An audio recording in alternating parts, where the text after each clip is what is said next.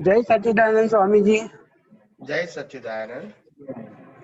स्वामी जी, मेरा प्रश्न ये है कि कई महात्माएं आप्तवाणी और वो पढ़ के वो प्रश्न पूछते हैं,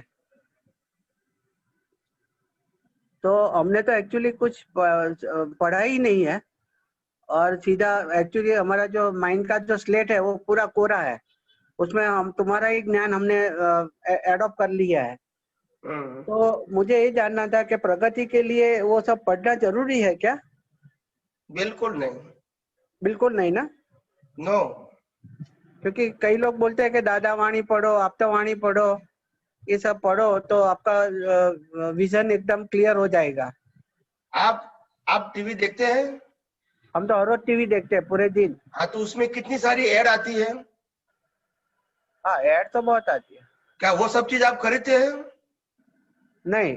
क्यों? वो तो जो जरूरी है वही खरीदेंगे तो ना। वहाँ आपको मालूम हो क्या जरूरी है वो खरीदते, तो समझ लेना ना। मार्केटिंग सब करेंगे, हमको जरूरत है वो लेने का। ऐड करने दो ना सब कुछ, गलती क्या है आपको? नहीं स्वामी जी, ऐसा होता है ना। ऐसा होता है कि कई महात्माएं प्रश्न पूछते हैं ना, वो आप्तवाणी में से कि दादा वाणी में से, तो मुझे लगता है कि ये पढ़ना पड़ेगा। मैंने बोला कि आप स्वामी जी से पूछेंगे, बाद में पढ़ना शुरू करेंगे। तो आप बोल रहे हैं कि पढ़ने की आवश्यकता नहीं है, देखो खाली ये दृष्टि विज्ञान समझ में आता है तो कोई भी चीज पढ़ने की कंपलसरी जरूरत नहीं है। ये हमारा मन वचन काया और हमारी दृष्टि ही खुली किताब है, और ये किताब को जितना पढ़ोगे पूरे ब्रह्मांड का ज्ञान खुला करने का सामर्थ्य उसके अंदर है। मगर जो व्यक्ति अपना उदय कर्म लेकर आए वो तो करते ही रहेंगे, उसमें वो कंपलसरी नहीं है, उसका उदय कर्म है। क्या है? उदय कर्म। जी स्वामी जी। तो उदय कर्म के हम ये भी नहीं कहेंगे कि आपको नहीं पढ़ना चाहिए, ये भी नहीं कहेंगे। आपको पढ़ना चाहिए, ये भी नहीं कहेंगे। उदय कर्म का मतलब आप जो कुछ भी लेकर आए वो करके ही रहेंगे, तो उसमें हमको तकलीफ नहीं है। मगर उसमें से कोई आपको प्रश्न उठता है, प्रश्न खड़ा होता है, तो आप मेरे को कर सकते हैं, मैं आपको उत्तर दूंगा। देखो, आप डॉक्टर के पास जाते हो, क्यों जाते हो? बीमार हो गए। डॉक्टर कभी कहेंगे आप बीमारी कहाँ से लाए? नहीं। उनका काम क्या है? बीमारी है तो उसका इलाज करना। ऐसे हम ये नहीं कहेंगे आप आप्तवाणी में से प्रश्न लेकर आए, गीता में से लेकर आए, रामायण में से लेकर आए, महाभारत में से लेकर आए, कोई साधु के पास से लेकर आए, संत के पास लेकर आए, कोई बात नहीं। आपका प्रश्न है तो मैं समाधान दूंगा। जी स्वामी जी। मगर ये सब कुछ पढ़ना जरूरी है ऐसा नहीं है, सबका अपना अपना उदय कर्म है। बराबर है। क्योंकि जब हमने 2008 में ज्ञान लिया ना, तो भी हमने वो सब चरण विधि ये सब कुछ किया ही नहीं है। पहले से ही हमें थोड़ा ऑड ही लगता था।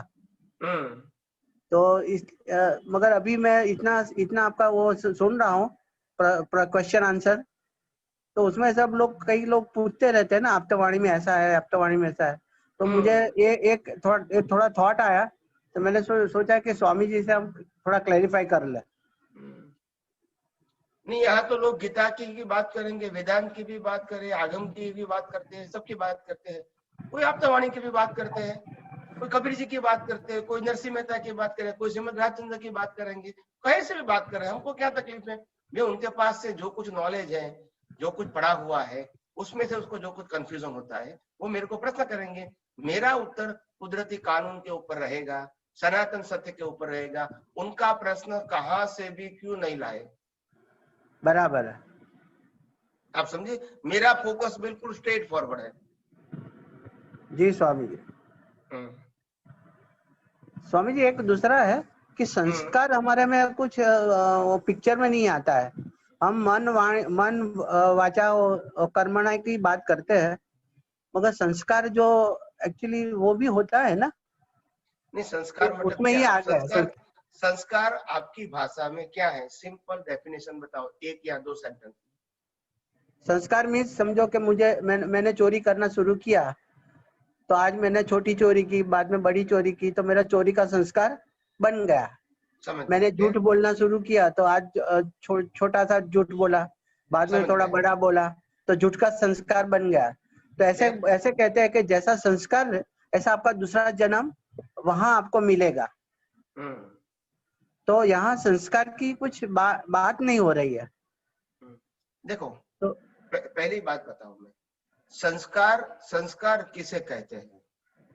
संस्कार इसे कहते हैं को जो आदमी की जो बेसिक क्वालिटी होती है, इसको संस्कार कहते हैं। बराबर। सत्य, सत्य बोलना, परिग्रह कम रखना, हिंसा नहीं करना, ये ऐसे ऐसा संस्कार होता है। मगर अच्छा। उसका मतलब ये नहीं है कि संस्कार के मुताबिक ही उनका जीवन होगा, ये मानने की जरूरत नहीं है। बराबर। मगर संस्कार होने से फायदा क्या होता है वो मैं आपको बताता हूँ। ये संस्कार आपके डेवलपमेंट से आता है और इसीलिए आपको कुल भी ऊंचा मिलता है और इसीलिए आपकी दृष्टि भी उस प्रकार से बड़ी होती है, डीप होती है, शार्प होती है। और आपके जीवन में जो पाप पुण्य के कर्म लेकर आए हैं, उस समय पुरुषार्थ में ये संस्कार आपको डेवलपमेंट के फॉर्म में काम लगता है। जी स्वामी जी, आप समझे?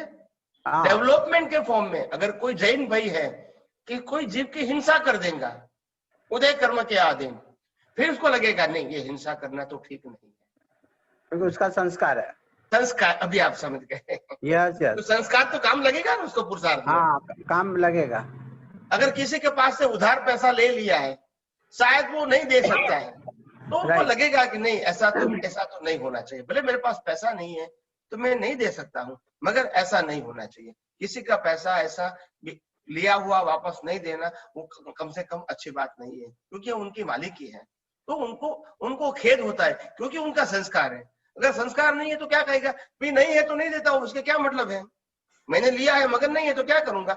तो संस्कार नहीं है तो उनको फील नहीं होता है कि दिस इज राइट और रॉन्ग। राइट। तो संस्कार जो होता है ना, उसी से आपको क्या मिलता है, आपको गोत्र मिलता है। गोत्र समझते हैं, नाम और गोत्र। हाँ, गोत्र, यस। तो गोत्र कैसे मिलता है? संस्कार के आधार से गोत्र मिलता है। अच्छा। हाँ, वो पिछले अवतार का आप लेकर आए, अच्छा संस्कार होते तो गोत्र आपका अच्छा मिलेगा। उसका मतलब ये नहीं कि आपको गोत्र अच्छा मिला तो आपका उदय कर्म भी अच्छा होगा, वो जरूरी नहीं है। राइट। मगर आपके संस्कार अच्छे थे, मगर कर्म तो अप्स एंड डाउन्स है, तो वो तो रहेगा। अच्छे संस्कार वाले, अच्छे कुटुंब में पैदा होने वाले व्यक्ति भी गलत काम कर सकता है, मगर वो संस्कार नहीं जाएगा। जी स्वामी जी। उदय कर्म के अधीन चोरी भी करेगा, मारामारी भी करेगा, बैड वर्ड्स भी यूज करेगा, मगर वो संस्कार है ना, इसको अवेयर करेगा, नहीं नहीं नहीं ऐसा नहीं होना चाहिए, ऐसा नहीं होना चाहिए, ऐसा नहीं होना चाहिए, क्योंकि संस्कार तो है ना उसका। बराबर। तो संजोग तो उदय कर्म है। और जिसके पास संस्कार नहीं है, ऐसे गलत काम करके भी क्या कहेंगे, नहीं मैं क्या करूंगा, मैंने तो प्रयास किया है। तो उनको जो एक संस्कार नहीं होने की वजह से जो उनको एक फीलिंग होती है कि ऐसा गलत किया, वो नहीं होती है उनको। अच्छा। तो इसीलिए संस्कार वो आपके डेवलपमेंट में और आध्यात्मिक विकास में और पुरुषार्थ में उनका बहुत बड़ा रोल होता है। पहले जमाने में जब लोग शादी करवाते थे तो सबसे पहले संस्कार ही देखते थे, संपत्ति नहीं देखते थे। संस्कार, क्वालिटी वो पहले देखते थे। बराबर। जी स्वामी जी, जय सच्चिदानंद। तभी तो उस समय भी बहुत सारे प्रॉब्लम होते हुए भी लग्न जीवन लंबा चलता था और एक दूसरा एडजस्ट होके वो जीते थे, सुख दुख में भी, क्योंकि संस्कार थे ना। आज वो संस्कार गिर गए। अच्छा। और इसीलिए कम लोग एडजस्ट होते हैं जीवन में, टकराव वो कॉमन बात हो गई।